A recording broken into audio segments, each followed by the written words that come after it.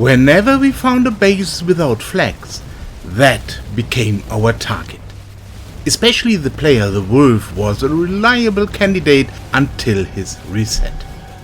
Now and then we were disturbed a bit during these attacks, but most of the time we could take the bases undisturbed.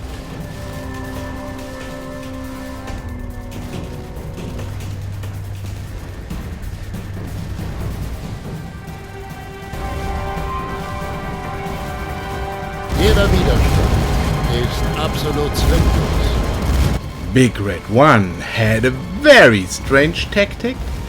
Often they let us destroy the base, but then try to take it themselves. This can still make sense with an inactive teammate, but occasionally happen just as much with active players.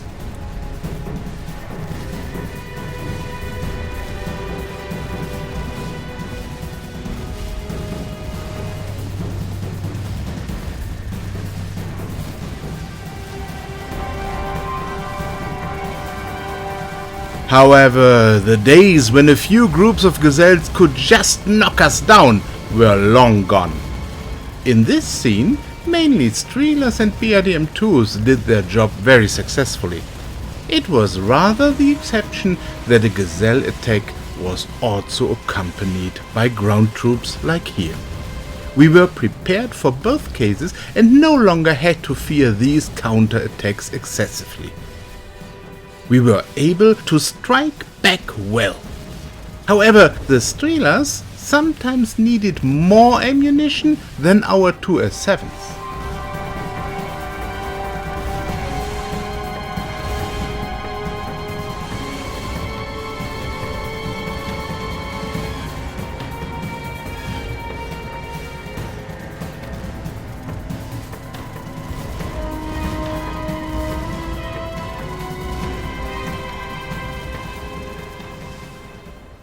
The member list these days shows that more and more players were gaining in strength, allowing us to tackle more and more ambitious targets.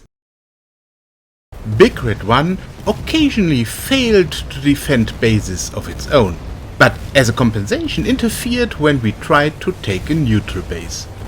Art of War was a typical candidate for this. She took every opportunity to disrupt our actions. However, AML-60s were rather not the best choice for disruptive attacks, and so her attacks did not give us any serious trouble. A second wave of Streelers followed, but it was also too small.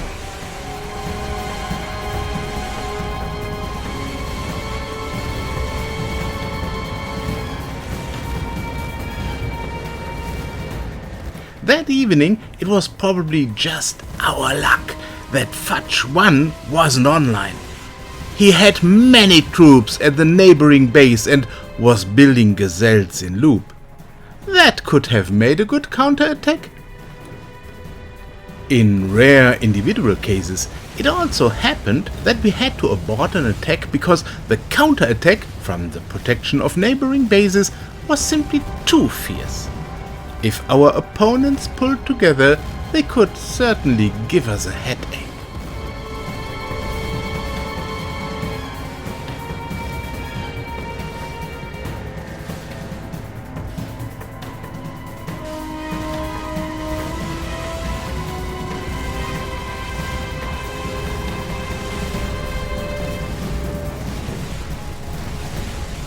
It was rather the exception that we were disturbed already during the build-up phase before the actual start of the battle. Since we primarily attacked bases next to already existing bases to expand our settlement area, we were able to deal with this very successfully.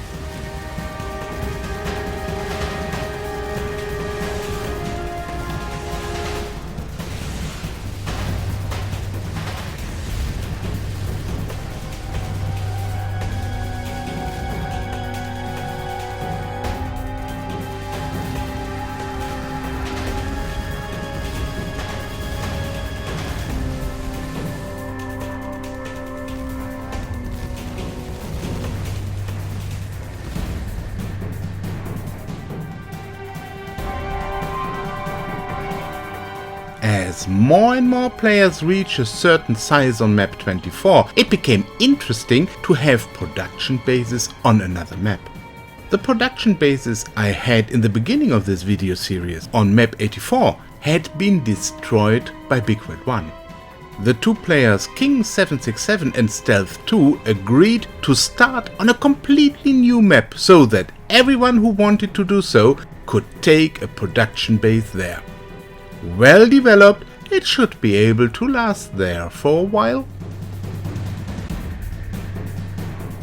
With a single base on a map, you can use production accelerators much more efficiently than on a map with many bases.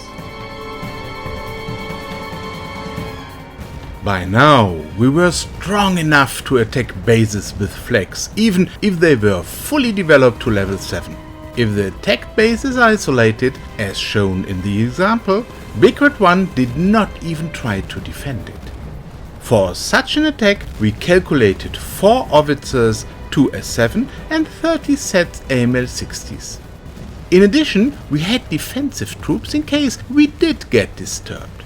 Such fights lasted more than 30 minutes and often we could do only one such fight per game night, because the remaining cannon fodder would not have been enough for a second such attack.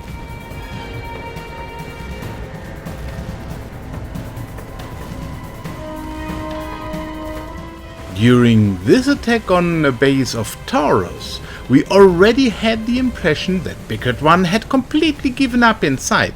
There was no resistance, and then, especially towards the end, also the defensive troops like Gazelles and BIGREDONE helped to shorten the fight.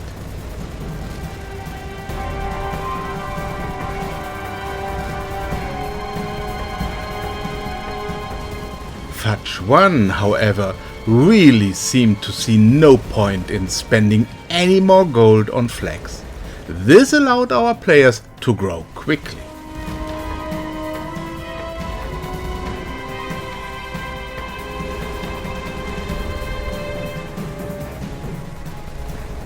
We had identified the northeast as an attractive target area because there were still many bases there without flags. When we captured a first base in this direction, we were able to do so without any opposition. No sooner had the base defenses fallen than BIGREDONE came to take the base for themselves. A fierce battle for this freshly taken base ensued. For Preußen, it was all about gaining access to the easily captured bases behind it. This is exactly what BIGREDONE obviously wanted to prevent. Although it is still unclear to me why these neutral bases had not already been captured by BIGREDONE. After long battles and upgrading the defense towers to level 7, it was clear that the base would remain ours. BIGREDONE seemed to have a level 7 phobia anyway. The mere sight of these defense towers was always enough to destroy their attack plans.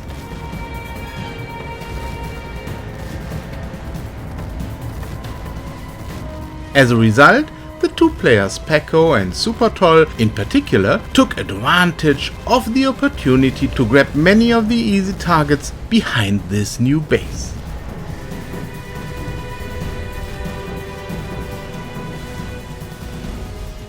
A major bottleneck for our supplies was a bridge. Exactly here BIGREDONE tried again and again to disturb our supply.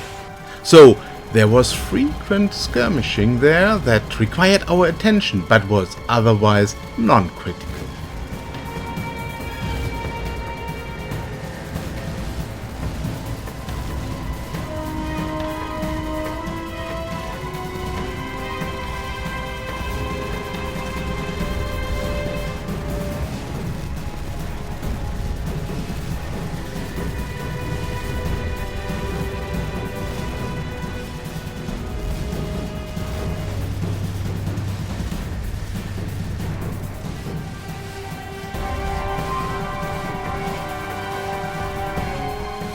In the northeast, we had soon taken the last neutral base and decided to take a calculated risk. One of our small players, playing without using any money, could only expand the base to level 2 with flags, and got the captured base. Of course, he could not build a jammer. Yet, the base was within the range of the large side tower of the neighboring base belonging to Cutter. BIGREDONE would be able to see the weakness of this base 24 hours a day. Our action was pure provocation. In fact, Cutter then attacked at 0:30 AM at night, when he thought we were offline. A dozen groups of AML-60 died in front of the weak base in the fire of the rushed gazelles of our player Paco. Iroh also rushed to the aid of our teammate. It became a total loss for the attackers.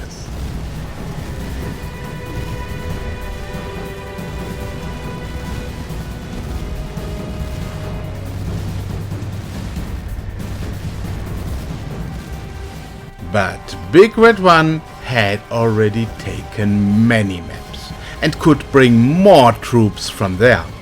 General arrived 20 minutes later with gazelles, Cutter with cheap planes. The number of units in front of the base was already impressive.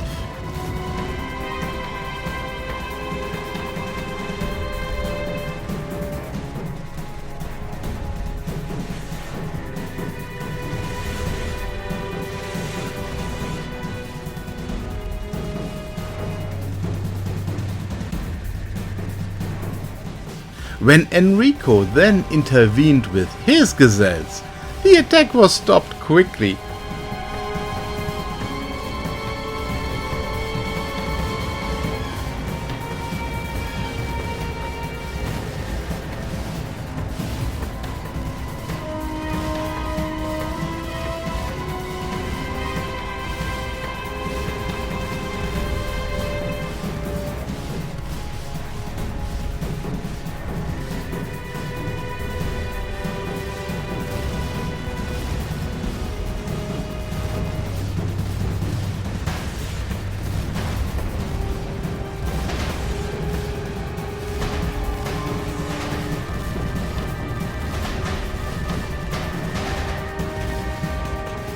Once again, the attackers had lost everything, and the remaining night was peaceful for this base.